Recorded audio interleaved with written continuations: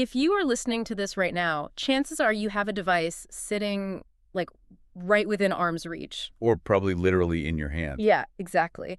And that device can instantly connect you with millions of single, ostensibly available human beings. Which is just a staggering scale when you really stop and think about it. Right. I mean, think about it for a second. You have access to more potential romantic partners right this very minute than any generation in the entire history of humanity. Oh, absolutely. Like 100 years ago, your dating pool was basically limited to the people who lived in your village or, maybe the neighboring town if you had a really fast horse. Yeah, you had to physically travel. Today, it's global. It's completely global. And yet, if you look at the cultural landscape, or honestly, maybe if you just look at your own life and the lives of your friends, we're seeing this massive, glaring modern paradox. Right, the paradox. Millions of people are reporting feeling more frustrated, more emotionally drained, and just more profoundly disconnected than ever before. It's true. We have somehow engineered the ultimate connection machine, and it appears to be mass-producing loneliness. It is such a striking contradiction, especially when you consider that, the core promise of this technology was absolute efficiency. Right. The premise was that by increasing the volume of connections, we would inevitably increase the likelihood of finding a match. But human connection, well, it fundamentally resists being optimized like a supply chain. Which brings us to the mission for our deep dive today. We've pulled a massive stack of research, behavioral psychology data, sociological trend reports, and deep dives into the current state of modern romance. There's a lot of data on this right now. So much data.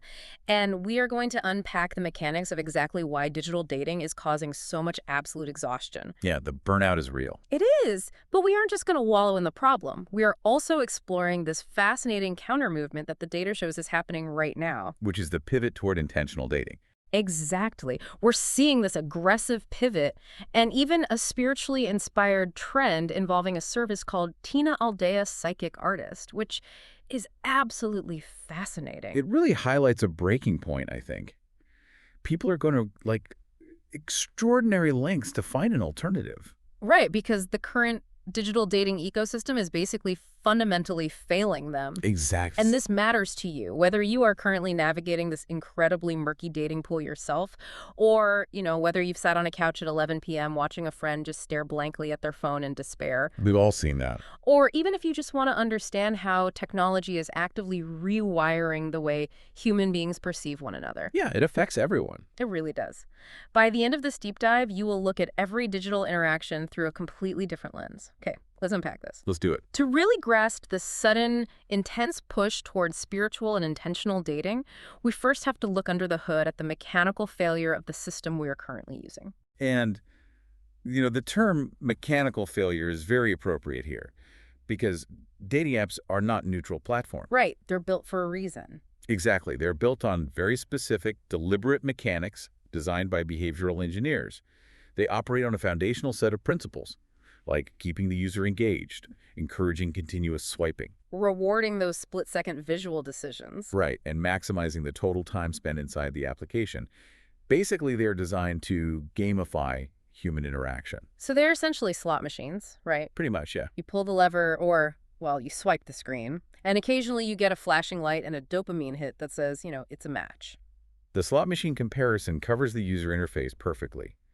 But what's fascinating here is the psychological fallout of that specific type of efficiency. Okay, break that down for us. So in cognitive psychology, we refer to this as choice overload, or the paradox of choice. Right, the paradox of choice. The classical theory assumes that having an abundance of options should naturally increase our happiness and, our chances of success. But in reality, when applied to human beings, it triggers a cognitive short circuit. A short circuit, wow. Yeah. When you have hundreds of profiles flashing across your screen every single week, a subtle but really dangerous psychological shift occurs. Every single match begins to feel entirely replaceable. Because there's always someone else just to swipe away. Exactly. The data we are looking at highlights this brutal irony. Having unlimited options actually makes meaningful commitment significantly harder. That makes so much sense, actually. It breeds intense decision fatigue, And this constant lingering fear of missing out. The fear that you are missing out on someone just slightly better, just 5 miles closer or just an inch taller, if you just keep swiping. Okay, let me bring this down to earth with an analogy, because I think everyone listening has experienced a version of this. Go for it. It feels exactly like scrolling through a massive streaming platform. Oh, yes, the Netflix effect. Right. You sit down on a Friday night, you pull up Netflix or whatever app, and you literally have thousands of movies and shows at your fingertips. And you scroll. And you just keep scrolling. You watch trailers, you read descriptions, you add things to your little list. An hour goes by and you are so completely overwhelmed by the sheer volume of choices that you end up feeling paralyzed. Totally paralyzed. And ultimately, you decide to watch absolutely nothing at all. You just turn the TV off in frustration and go to sleep. The streaming analogy gets to the absolute heart of the paralysis. Mm-hmm. But here is where it breaks down and why the dating app version is so much more destructive. Okay, why? A movie doesn't reject you when you finally decide to click play. Oh, wow. Yeah, that's true. The stakes of human choice overload are infinitely higher because it is a two-way evaluation. You aren't just choosing a product. Right. You are simultaneously being evaluated and commodified by the person you are choosing. That is a heavy realization. It really is. This isn't just a harmless feature of a poorly designed app. It actively drains a person's emotional reserves, leading directly to a clinical phenomenon the research refers to as swipe fatigue. Let's talk about swipe fatigue, because the behavioral patterns outlined in this research are staggering. They really are so predictable, too. Right. There is a weekly cycle that is almost universally experienced by anyone heavily using these apps, and it usually goes something like this. It's Monday, you've had a restful weekend, and you think, okay, I'm going to give dating another chance. I'm going to put myself out there. The optimism phase. Exactly. By Wednesday, you get a rush of dopamine because you've matched with 5 new people. You invest time into crafting some thoughtful, witty messages. But then Friday rolls around. And nobody replied. Nobody. Or maybe the conversation just fizzled out after 2 painfully dry words. So by Sunday evening, you are so deeply frustrated and drained that you delete the app from your phone entirely in a fit of rage. Only to download it again 3 weeks later. Yes, it's an endless loop. And we really have to examine the neurochemistry and the emotional toll of why that cycle is so profoundly destructive. Because it's not just boredom, right? No, not at all. Swipe fatigue is not just being tired of looking at your screen. It is a state of severe emotional exhaustion. Every single time you initiate a new conversation, you are making a withdrawal from your internal emotional bank account. That's a great way to put it. You invest hope, you invest vulnerability, and you invest anticipation. When that Friday silence hits, it isn't a neutral event. It's a literal spike in cortisol. Wow. Cortisol, stress. Exactly. Every unanswered message chips away at your baseline optimism until you are just, running on an emotional deficit. But the silence from a stranger isn't even the most damaging part. No, it's not. The real damage happens when the silence comes after you actually thought a genuine connection was forming. The research we pulled spends a lot of time on the ghosting epidemic. Oh, the psychological wreckage of ghosting is immense. Right. It leaves so much wreckage behind. Ghosting, which is the act of suddenly ceasing all communication without any explanation, often after multiple dates or deep conversations, is devastating, specifically because of how human cognition works. Because we want answers. Right. We are fundamentally meaning-making machines. When we experience an abrupt rejection without a narrative, our brains go into overdrive trying to construct one. We blame ourselves. Yes. Digital communication makes disappearing dangerously frictionless.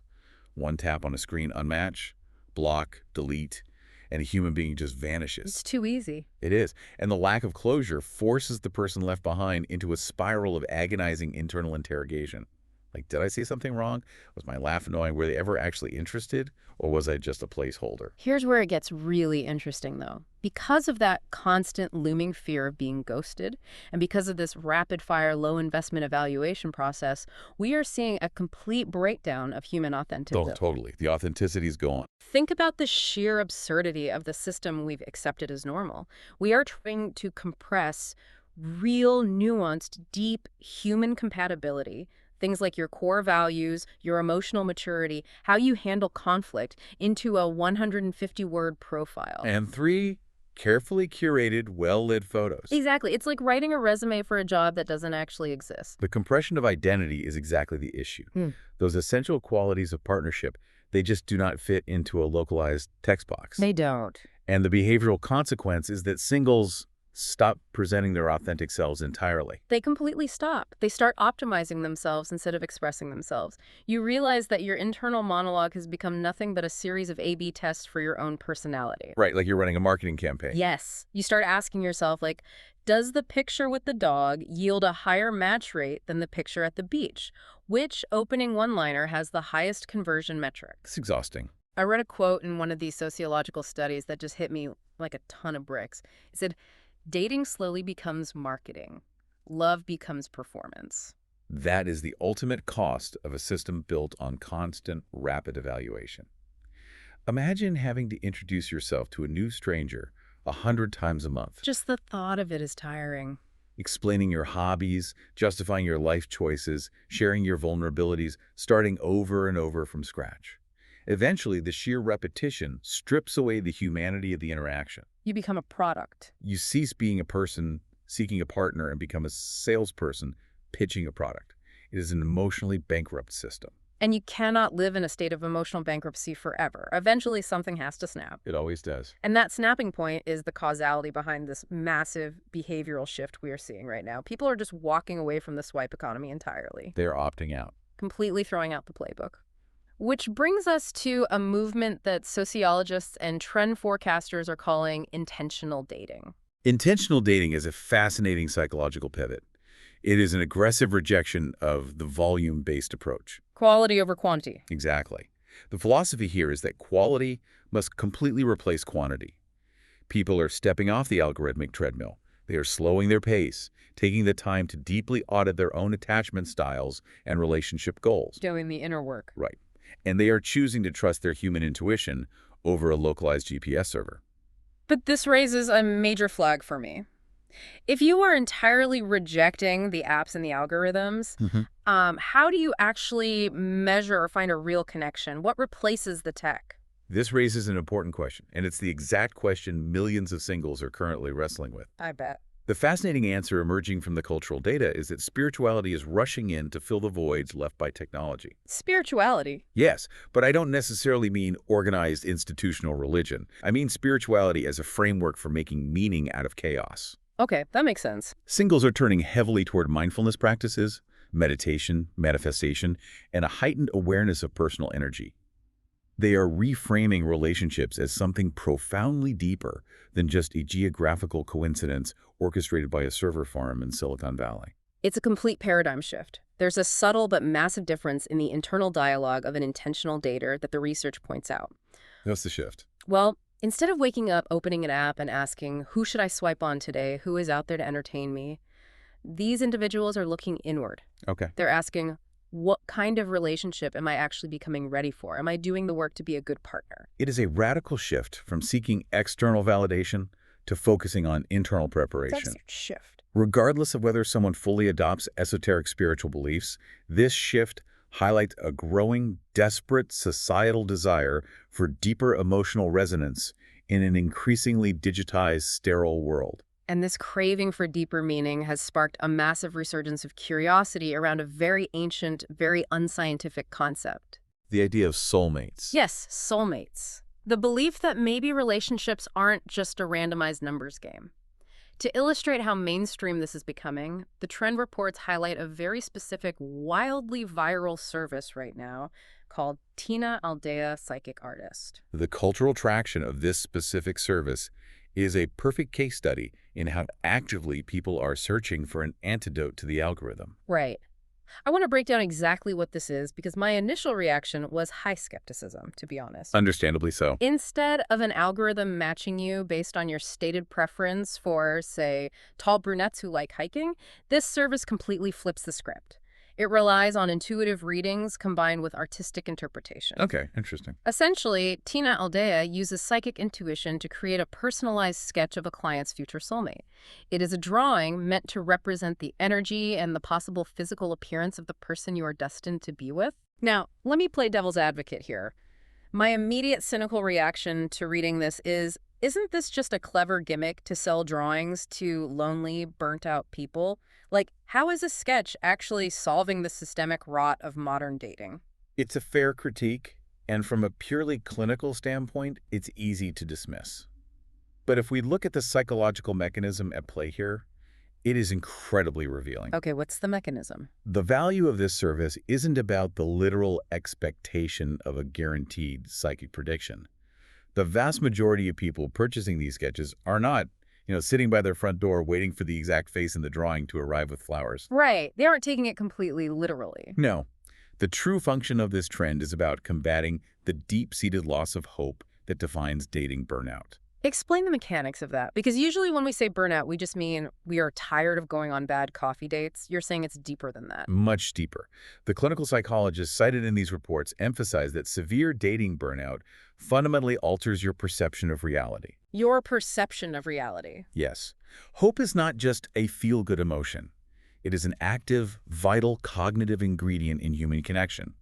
Hope dictates your confidence, your physical posture, your willingness to communicate, and your emotional availability. Wow. When a person loses hope, their reticular activating system, the part of the brain responsible for filtering information, literally stops recognizing romantic opportunities, even when they are standing right in front of them. Okay, that actually makes perfect sense. If you have been ghosted 10 times in a row and you walk into a bookstore, you are not going to strike up a conversation with the person browsing next to you. Exactly. Your brain has already aggressively concluded that vulnerability only leads to pain.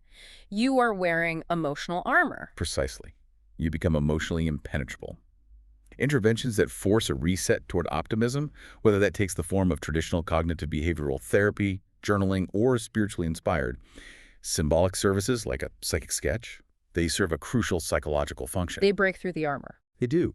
They help an individual safely take off that armor and reconnect with a mindset of possibility. So whether you personally believe in psychic intuition or whether you are the biggest skeptic on the planet, you can acknowledge that the sketch acts as a powerful psychological anchor. Exactly. It's an anchor. It sits there on your desk or as the background on your phone, and it shifts you.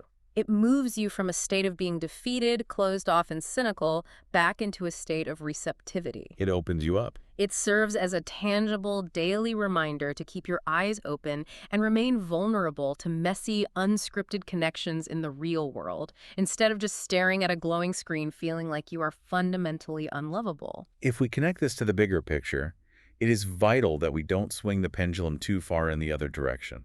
Right, we can't just ban technology. No. The sociological data is not suggesting that technology is the enemy or that we need to throw our phones into the ocean. We should demonize the tools themselves.